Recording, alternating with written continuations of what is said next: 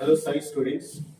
Last lecture के अंदर हमने डिस्टेंस और डिस्प्लेसमेंट के इंट्रोडक्शन को स्टडी किया था, बट आज के लेक्चर के अंदर क्या आप डिस्टेंस और डिस्प्लेसमेंट के न्यूमेरिकल करना चाहते हो?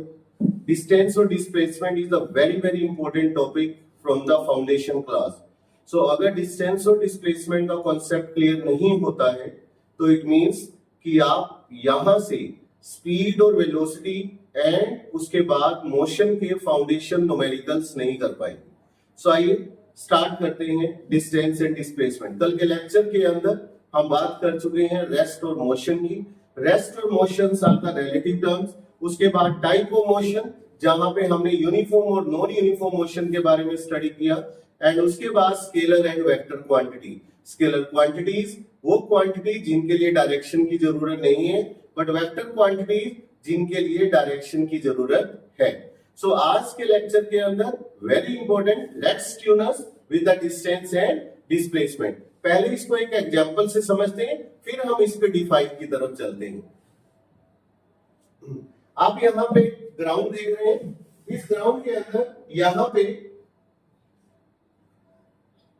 एक स्टार्टिंग पॉइंट है ये वाला, और इस स्टार्टिंग पॉइंट पर एक बल ए पॉइंट हमने इसको मार्क किया, और हमने मार्क किया हमारा final point that is the B.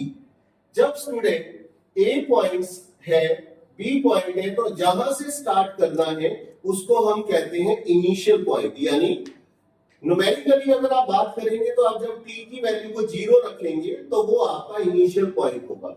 So let me सी, यहाँ पे एक एथलीट है, आप देख रहे हैं। ये एथलीट को आपने देखना है कि वो कैसे रनिंग कर रहा है ट्रैक पर। वो ए से बी अलोंग द सर्कमफ्रेंस आया और बी पे आके स्टॉप हो गया।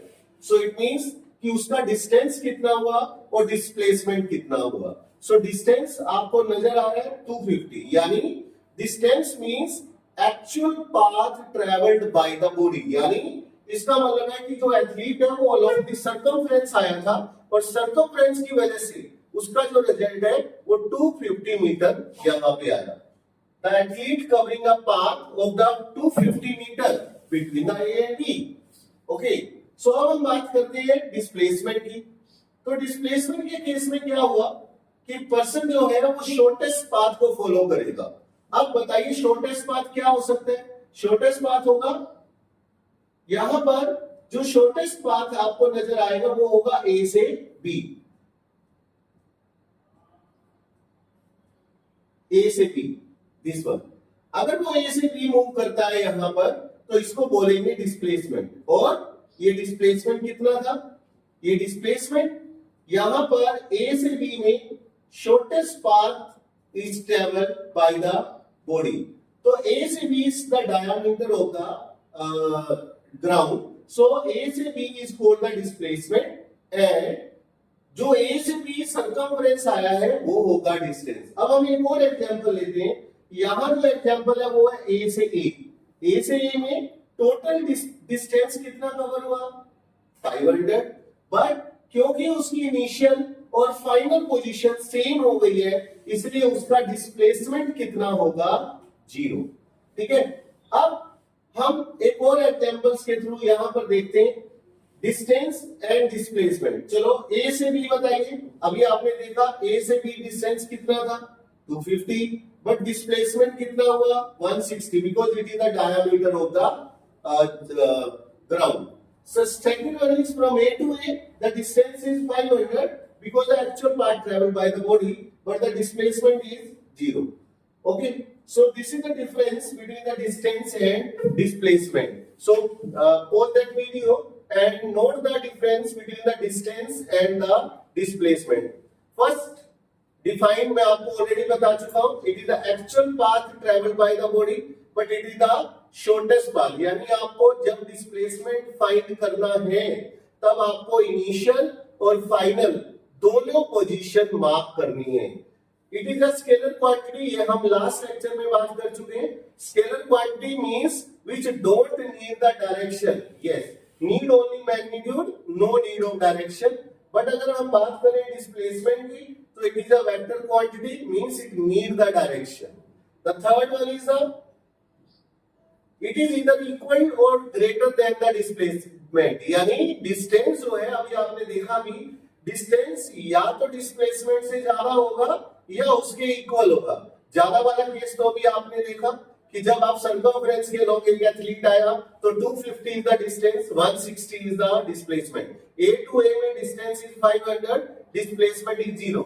बट अगर हम बात करें यहां पर इट इज इधर इक्वल और लेस देन, यानी इक्वल हो सकते हैं बट लेस देन होगा डिस्प्लेसमेंट और डिस्टेंस मोर देन होगा। सो अगर हम एक यहां पर इस कार की बात करें, ये कार आपको नजर आ रही है यहां पर, जब ये कार यहां पर मूव करती है तो देखना है कि ये स्ट्रेट लाइन में मूव करती है, yes this is the straight line. और स्टूडेंट ये जो इक्वल वर्ड है वो इस कार की वजह से ही पता चलेगा, मींस जब कोई बॉडी स्ट्रेट लाइन में चलती है तो डिस्टेंस और डिस्प्लेसमेंट आर इक्वल। तो ये इक्वल होने की पॉसिबिलिटी बस तभी है जब डिस्टेंस और डिस्प्लेसमेंट इक्वल हो। सो आइए हम यहाँ पर आपके जो कॉन्सेप्ट्स हैं उस कॉन्सेप्ट को कैरी ऑन करते हैं और देखते हैं कि क्या आपको ये आंसर आता है। इस गिवन फिगर के अंदर जो पॉइंट है, स्टार्टिंग पॉइंट वो ए है, वो बी जाता है, फिर सी जाता है और फिर डी एंड देन अगेन ए। तो डिस्टेंस कितना हुआ? The actual path 3 + 5 + 3 + 5, then distance is the 16 meter. But displacement अगर फाइंड करना है, अगर आप ए से ए पे आ गए हैं, आपका इनिशियल और फाइनल पॉइंट सेम हो गया है, तो डिस्प्लेसमेंट कितना होगा? 0। So the next question is, ये आपके लिए एक और क्वेश्चन है, vectors are physical quantity which possess, vectors are physical quantity, बताइए option, the magnitude and direction. When an athlete run on the circular track and reach the same point, तो बताइए distance is greater than displacement, displacement is a vector quantity. So ये concepts आपको distance और displacement का आना चाहिए। अब ये क्वेश्चन आपके सामने है जो आपके मैप ब्रेन को मैप करता है। An object has moved through the distance, अगर कोई ऑब्जेक्ट कोई डिस्टेंस ट्रैवल कर रहा है यानी मोशन में है, तो क्या उसका डिस्प्लेसमेंट 0 हो सकता है? तो आंसर है यस हो सकता है। बताइए कब होगा डिस्प्लेसमेंट 0? जब ये कार है जाए ए से बी और वापस आ जाए, तो इसमें डिस्टेंस तो 60 किलोमीटर होगा बट डिस्प्लेसमेंट क्या होगा? 0 होगा। Distance travel is 60 but the displacement is 0। Okay, the next one is which of the following is true for the displacement? It is direct from the NCERT. It cannot be 0. It's a false. Displacement 0 हो सकता है। Its magnitude is greater than the distance traveled by the object. ये भी wrong है क्योंकि displacement का magnitude या तो equal होगा या less than होगा, उससे ज्यादा नहीं हो सकता है। So ये कुछ questions यहाँ पर आपको distance और displacement में है। आइए कुछ क्वेश्चन की और प्रैक्टिस करते हैं यहाँ पर डिस्टेंस और डिस्प्लेसमेंट को लेकर। फॉर एग्जाम्पल मान लीजिए आपके पास यहाँ पर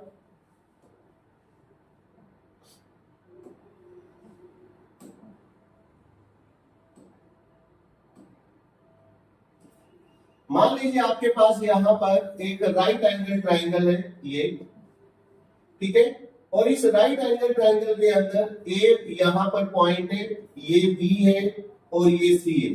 the object is moving from this by the 4 meter and the object is move from B to C by the 3 meter. Okay, so you have to find this is the A, this is the B and this is the C. So the object is moving from A,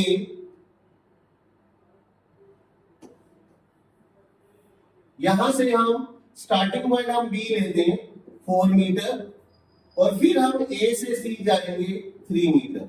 okay, सो आपको ये बताना है कि B से सी जाने में total distance कितना हुआ एंड टोटल डिस्प्लेसमेंट कितना हुआ।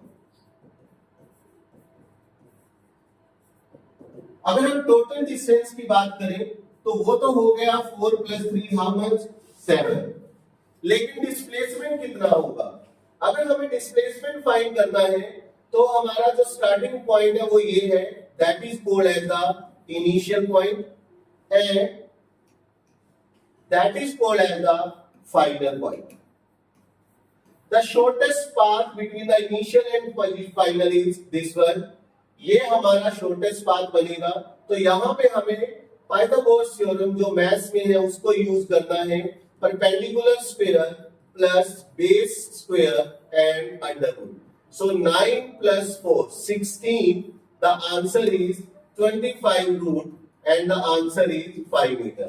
So इस तरह से क्वेश्चंस आपको यहाँ मिलने वाले हैं जिसमें आपको पाइथागोरस थ्योरम लगानी भी आनी चाहिए.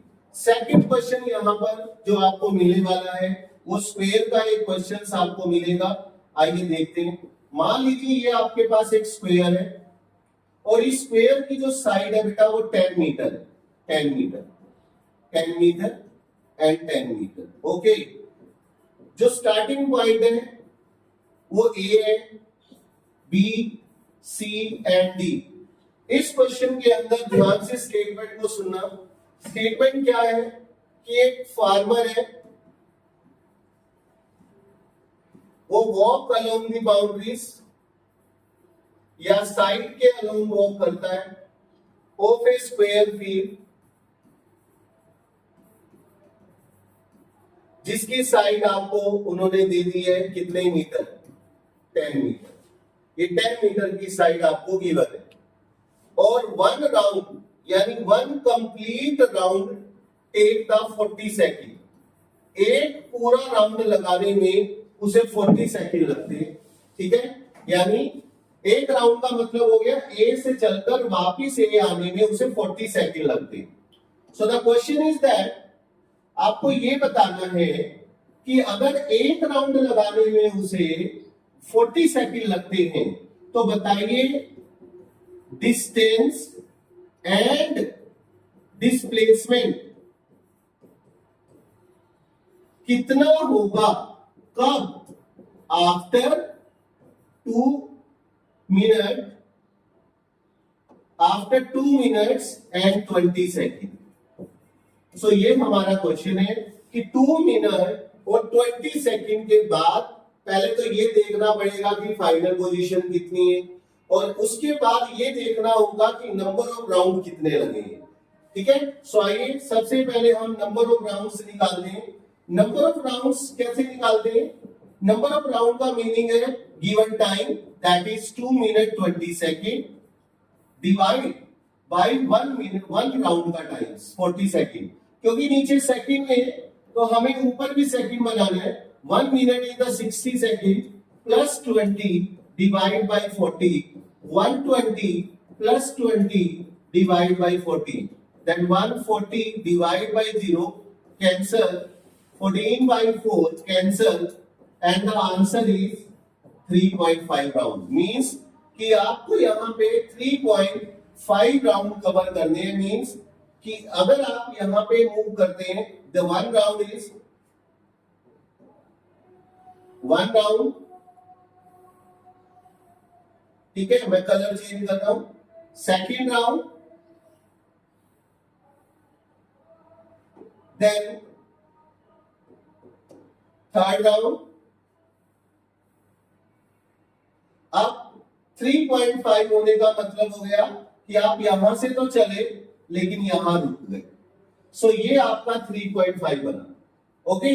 अब 3.5 का मतलब है कि अब आपको दो बातें यहां बतानी है. नंबर 1 कि डिस्टेंस कितना हुआ और डिस्प्लेसमेंट कितना हुआ. सो आइए सबसे पहले हम डिस्टेंस बताते हैं. डिस्टेंस बताने के लिए पहले आपको ये बताना पड़ेगा कि 1 राउंड में कितना डिस्टेंस कवर हुआ. The distance in 1 round. तो 1 राउंड में 40 मीटर डिस्टेंस कवर हुआ. ये आपने सोचना है कि why should I write here 40 meter. तो distance cover in the 3.5 round. 3.5 round में कितना होगा? 40 इंटू 3.5, 40 इंटू 35 बाई 10. ये कैंसल. इसको सोल्व करेंगे. 4 5 20, 4 3 12 and 2 40. So 140 meter is the distance traveled. But क्योंकि यहाँ पर इनिशियल और फाइनल पोजीशन डिफरेंट है, सो यहां पर आपको शॉर्टेस्ट पाथ लेना होगा ये, और shortest path means Pythagoras theorem. जब हम यहां पाइथागोरस थ्योरम की बात करेंगे तो displacement can be written as tan square plus tan square and under root. ये आप ए सी की बात कर रहे हैं, 100 plus 100 under root 200 under root 2 and under root 100 10 root 2 metre is your right answer. अब आपको पता है रूट 2 की वैल्यू 1.414 होगी, तो यहां पर आपका answer 14.4 metre. So this is called the displacement. Very important question. So इन टॉपिक्स के साथ कल के लेक्चर के अंदर हम और भी न्यूमेरिकल्स करेंगे डिस्टेंस और डिस्प्लेसमेंट की। So till that take care.